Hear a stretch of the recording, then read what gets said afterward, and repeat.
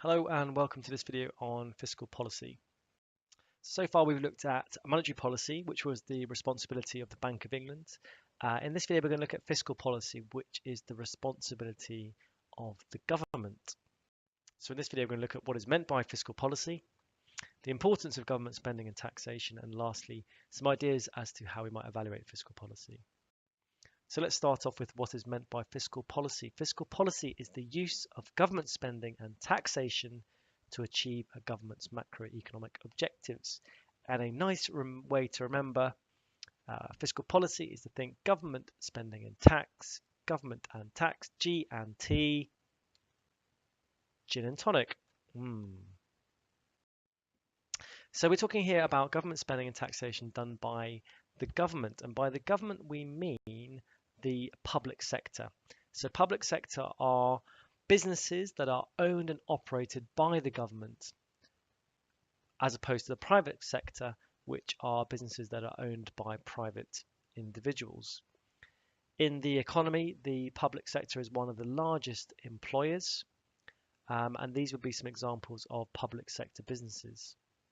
So when we talk about government spending, we're really talking about spending by the public sector in total. So what is fiscal policy for? What can government spending and taxation be used for? Well, a number of different things. Government spending can be used to provide everyday government services. Taxes and spending can be used to change income and wealth, so redistribute income and wealth from the richest to the poorest, or vice versa. Government spending often provides a welfare state safety net, so if you're unemployed, things like benefits. Taxation can be employed to tackle market failures, for example, taxes on externalities. Taxation and government spending can also be used to improve the long-run competitiveness of the economy, so it may have an impact on aggregate supply. And lastly, fiscal policy can serve a purpose for managing the ups and downs in the trade cycle.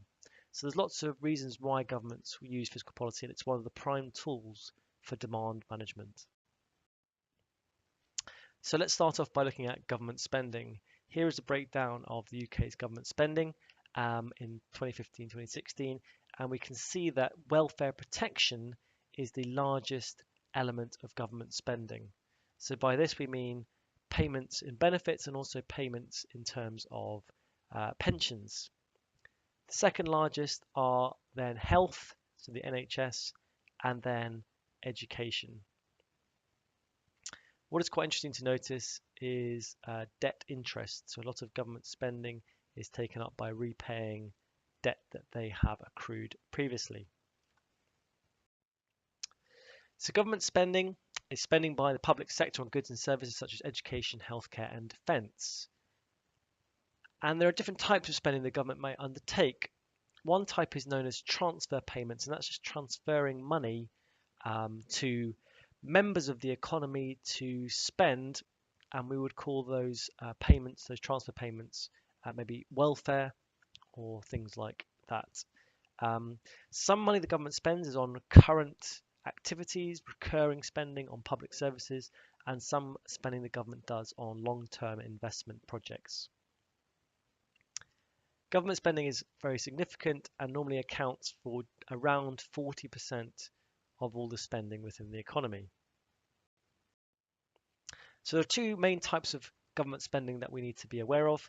The first is current spending, and that's providing public services. So these will be examples of current spending: salaries of the NHS, maintaining roads, logistics for army supplies, those sorts of things. And the other type of spending is capital spending, and that is spending on long-term infrastructure projects. So construction of new motorways, new equipment in the NHS, flood defence schemes. Now all of these on the right-hand side would have an impact on aggregate supply. In the long term, they would actually enable businesses, the economy, to produce more. Whereas on the left-hand side, all of these would have an impact on aggregate demand. They would be driving up demand for goods and services in the economy. So current spending we might link with an impact on AD, capital spending an impact on AS, and transfer payments, the one we mentioned previously, Again, we might link that more to AD. Why is government spending important? Well, it's a key component of aggregate demand. It can often have a big impact on certain regions, so depending on where these large-scale projects occur, can have an impact on the regional health of the economy and the balance of the economy. Government spending is often important because they provide public goods that otherwise wouldn't be provided by the private sector. And government spending can also be important because through welfare payments, we can achieve greater equity within society. So what's the relationship between G+T and ADAS? Well, if there is more current spending, government spending, then that might see a rise in aggregate demand. If there was more perhaps capital spending, then we may see an impact in terms of increased AS. Now let's move on to taxation. So this diagram shows us where governments receive their tax revenues from. And we can see that income tax is the largest source of revenue, tax revenue to the government. Shortly followed by VAT. So whenever we buy goods and services, that VAT applies to. And then we've got national insurance contributions. And then lastly, excise duties. So things like taxes on alcohol and fuel and things like that. In terms of taxation, there are two important key terms, and it's important we have these down and learn these.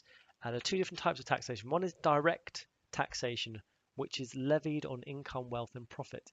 And the word levied here is just when you apply a tax to anything, you levy a tax. So it's the verb we would use for applying a tax.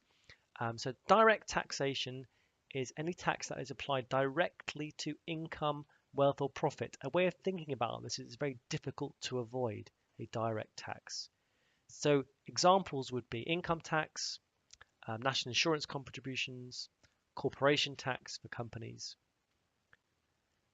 And this is a tax that's very difficult to pass on and very difficult to avoid. And so we call it a direct tax.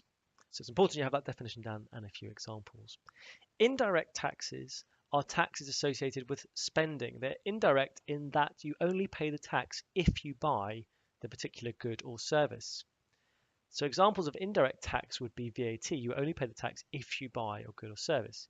Or maybe alcohol tax. You only pay the tax, the alcohol duty, if you buy alcohol. So indirect taxes are another form of taxation. Now, tax can have different effects. Sometimes it can have a progressive effect and sometimes it can have a regressive effect on the distribution of income. I'm going to have a little talk now about what those terms mean. So first of all, a progressive tax is one that as your income rises, you pay more tax. So an example would be income tax in the UK. This is a progressive system. So for example, if you earn between £11,000 and £32,000, you pay 20% of that as income tax.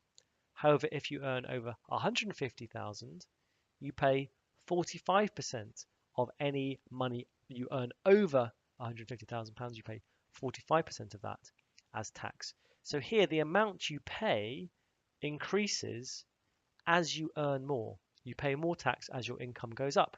So we would call this a progressive tax. A proportional tax just means the tax rate stays constant. So the proportion you pay of your income you pay in tax stays the same as your income rises. Finally, a regressive tax is one that as your incomes rise, the proportion you're paying in tax falls.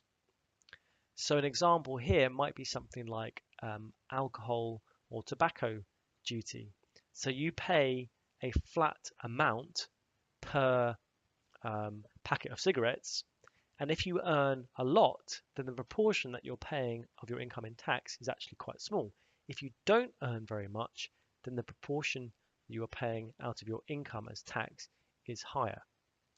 So taxes that go up as you earn more, we will call progressive, And generally speaking, kind of flat amounts of tax we would call regressive, because as your income rises, that flat amount is accounting for less and less of your income. So here is our tax system in the UK. The blue bars show us people's original income, and here we have the average income for the lowest earning 20% of society. Here we have the income for the next highest 20% of society, and then this far end here we have the income, the original income of the richest 20% in society. After tax has been taken off and government spending has been added, we can see their final income. So what you can see is that for the very poorest, they benefit because they receive more. More is redistributed to them from tax revenue. For the very richest, what we can see is after taxes and government spending, they are left with less income. So what is happening here is income is being taken from the richest and redistributed to the poorest. And the effect is most notable for the very poor and for the very rich. In between, the effect is less. So we would describe this being a progressive system of taxation, because as you earn more, it appears that you're paying out more in terms of tax.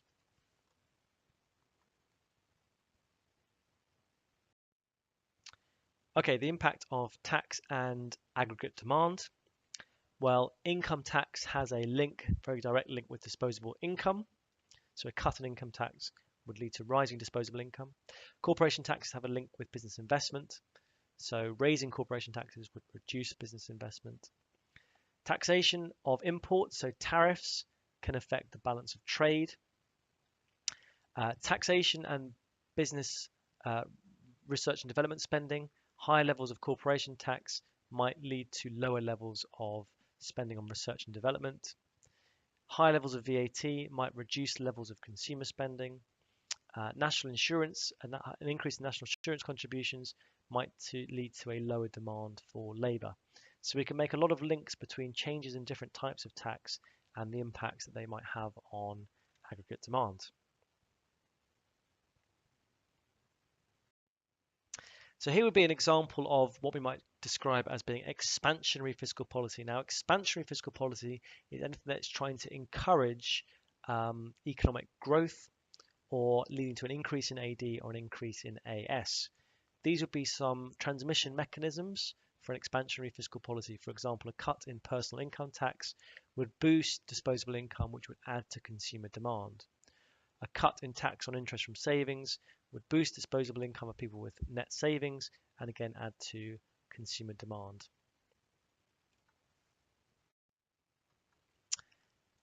This would be an example of the mechanism we might describe if there was a cut to the rate of corporation tax.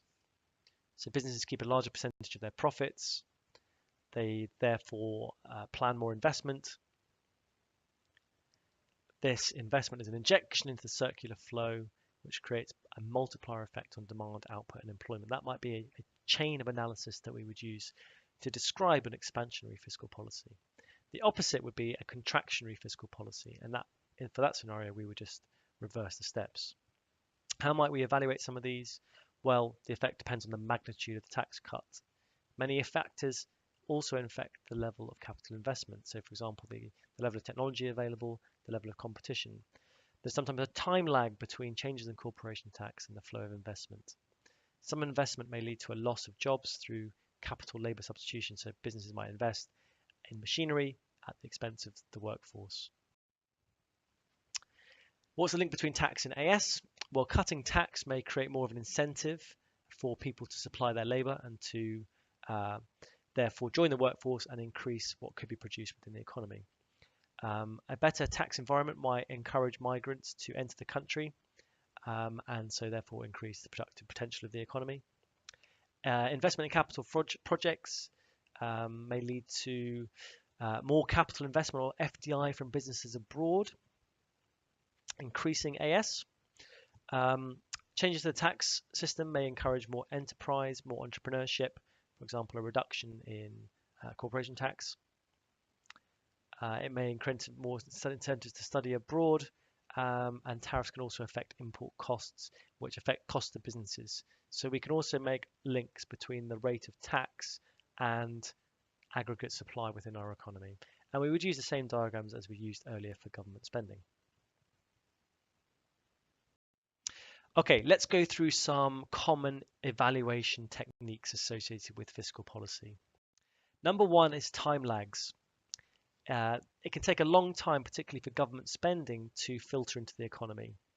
Also, these changes to government spending and taxation are only announced once a year in the government budget. So any delays in implementing any of these changes or long-term projects might take a while to affect the economy.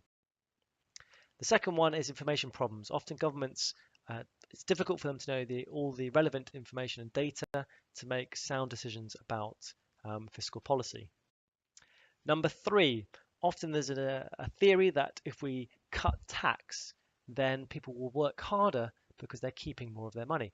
But actually, you could make a counter argument that if tax was cut, then this would cause a disincentive to work because people would already have reached a level of income that they were happy with and therefore would do less work and just take more leisure time. Number four, if there is cuts to government spending to maybe reduce AD and control inflation, then we have to think about some of the side effects of cutting public spending. So it might lead to market failure or cause more social inefficiency. Number five is crowding out. If the government increase spending, often what they do is they would do that by borrowing lots of money. This may mean that there is less money left for private sector businesses to use, or if taxes rise to finance more government spending, then there's maybe less private sector investment and consumption. So what can happen is that by governments doing projects, they can crowd out, make it harder for private sector businesses to succeed. Number six is that consumption may not be sensitive to tax cuts, so cutting tax may not encourage consumption if consumers are saving more for other reasons, perhaps a lack of confidence in the economy. Number seven is that any increase in government spending or any cut to taxation, the final effect of that will depend on the size of the multiplier, which is determined by the marginal propensity to consume. The greater the multiplier, the greater the effect that fiscal policy will have. Number eight is that government spending can have an impact on AD, but really also depends on what's happening to other components of aggregate demand. For example, if consumer confidence is low, cutting taxes may not cause consumption to rise. Also, a rise in consumer income may just lead to more spending on imports, which is the withdrawal from the circular flow, and so AD may not actually be increased, it may in fact be decreased. So in this video, we've looked at what is meant by fiscal policy, we looked at government spending and taxation, and some ideas we can use to evaluate fiscal policy. That's it. Thanks very much.